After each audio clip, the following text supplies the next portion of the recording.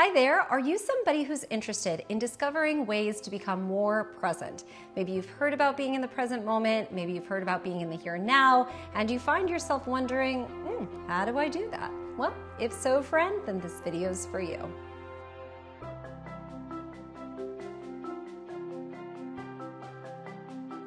Hi there, my name is Morgan Risden, and I'm the creator of Center Studio, where I teach people skills to feel more comfortable more often. Now, if this is your first time to my channel, welcome friend, I'm really glad to have you here, and I hope if you enjoyed today's video that you'll hit that subscribe button, also the notification bell, which lets you know anytime I make a video that's similar to this one. Now, today I wanted to talk to you about what it means to be present and how you can begin to practice this idea in your everyday life. According to a Harvard study, almost 50% of our waking hours are spent thinking about things that we're not actually doing. 46.9%, friends, to be exact. That's a lot of time to be unaware of what it is that we're doing. And an example that I'm going to give you is one that hopefully you're not too familiar with, but I'm sure it's happened if you've ever driven in a car or if you've ever traveled someplace from point A to point B and you get there and you don't really remember, how did I get here? Okay, that's an example of not being present, my friend. And it's pretty amazing when you think about if you've ever driven like that and you know, especially on a highway for a long distance trip, and you think to yourself, I don't remember going those last 10 miles. That's something that you really know your mind was elsewhere, and yet your body was able to get you from A to B, not get into an accident. And, you know, let's be very grateful, but hopefully that doesn't happen all the time. Now, being present, what does that mean? Now, most of our thoughts are either in the past or in the future. So when they're in the past, we're usually ruminating, we're reflecting. You know, sometimes that could even lead to feeling a little depressed or sad because we can't change things, right? We can't change things that maybe we don't like that have happened to us. And then when we're focused on the future, when our thoughts are things of, oh, I hope this goes okay, I'm worried about, you know, X, Y, or Z, that can lead to a lot of anxiety because we don't necessarily have control over what is to happen. And that, my friend, brings us to the present moment. When we begin to rein in our thoughts and keep them in the present moment that we're actually in, we can have more control over how we experience life because I'm actually in control of what's happening in the here and now.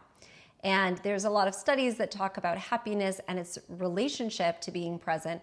And what we find is that when you're able to come back to the present moment and express sort of appreciation or gratitude for what's actually happening, that leads to a lot of happiness for most people because you have control over that. So for example, I'm enjoying talking to my video that I know is going to reach a lot of people who hopefully are going to be finding ways to become more present in their everyday life.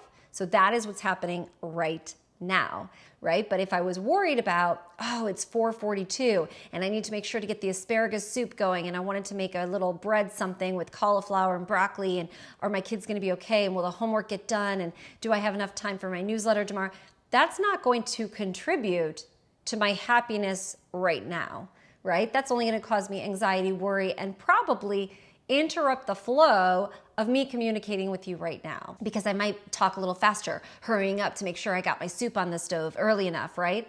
As opposed to allowing my breath to flow and being in the present moment, okay? Now, how do we do that then? If I find that most of my thoughts are in the past or most of my thoughts are in the future, how do I rein them in to becoming more present?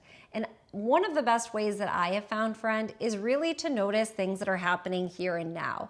And I'm going to be doing another video soon about how you can do this when you're with other people, because I think it's sort of layered. I think it's easiest to be present.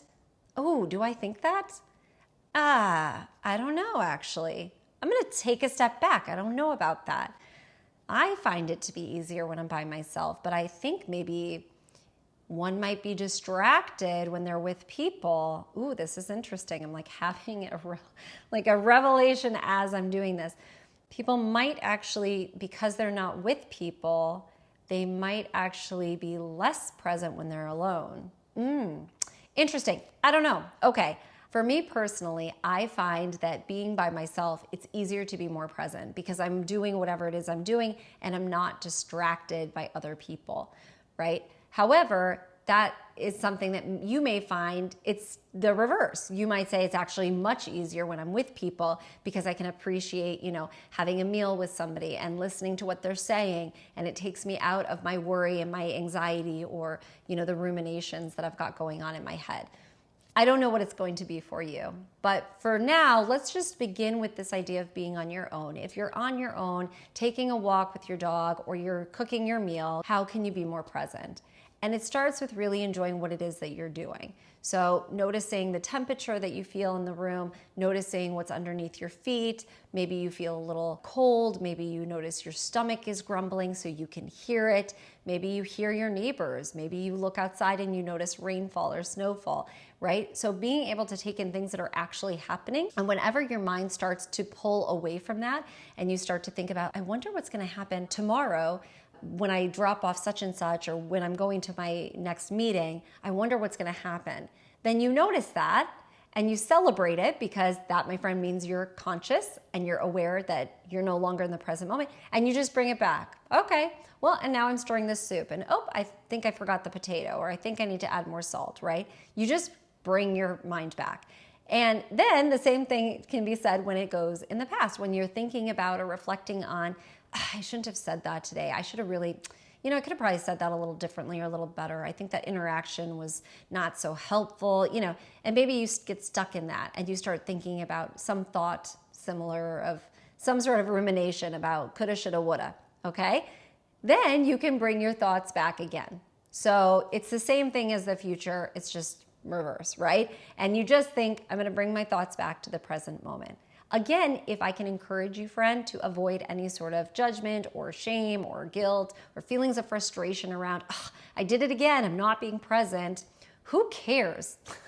Let's face it, most of the world, according to the study, right, most people are only present about half of the time. So if you think about it, it's not something that's unique to you. However, you are probably one of the rare ones who's saying, no, I would like to be more present. I'd like to be happier in my life. I'd like to be more present with what I'm doing. And again, the more you do it, the better you're gonna feel. Like it's something that the more often you do something, the easier it is, and the more you get to benefit from it. But everything takes practice, right? Everything takes a little bit of time and effort and energy, and you could include Post-it notes around your house. You could turn off a podcast, or you could turn off music that you usually listen to, or turn off the TV. I know I used to have a roommate in college. She'd always have her the television on, her TV on, which was new to me. Like, I never had a TV in my bedroom. The TV was not always on in my house. And so when I came in to my freshman year of college, I remember thinking, why is the TV always on? For me, it almost felt distracting, but for her, it was really like a background. It really just lent itself to her hearing some noise. That's how she studied. That's how she ate. And I feel like sometimes you can explore, how would it be if I turned things off? Is it easier for me to be more present, or is it more difficult? Right? Because there's not always going to be one right way. I just want to get you thinking about ways that you can start to be aware of when you're not present.